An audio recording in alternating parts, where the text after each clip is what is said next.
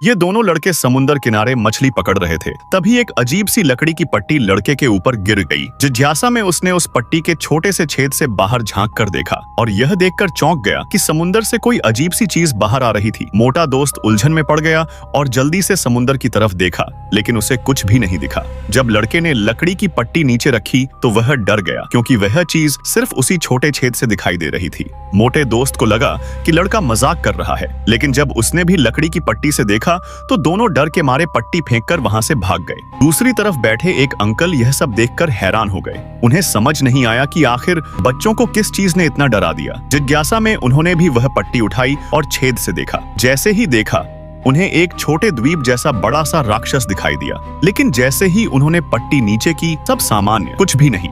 फिर जब दोबारा पट्टी उठाई तो राक्षस सीधे उनकी तरफ बढ़ रहा था। अंकल घबरा गए। उन्होंने राक्षस को अपना खून से भरा बड़ा सा मुंह खोलते देखा। एक झटके में उनकी टोपी उड़ गई। फिर राक्षस के मुंह से कई हाथ निकल आए और अंत में वे हाथ उसके दो बड़े दांत बन गए। अंकल ने हिम्मत करके फिर से पट्टी से देखा। राक्षस की आंखों से तेज धारा की तरह समुद्र का पानी निकल रहा था और उन आंखों में से दो चेहरों जैसी आकृतियां बाहर आती दिख रही थी। फिर राक्षस एक अजीब सी डरावनी हंसी हंसने लगा और अंकल की ओर बढ़ता गया। उसी समय आसमान में उड़ते कुछ पक्षी उस अदृश्य राक्षस से टकरा गए और नीचे गिर पड़े। अगले ही पल अंकल गायब हो गए। किनारा फिर से शांत हो गया। बस वहीं एक हिलती हुई मछली पकड़ने की छड़ी ही रह गई।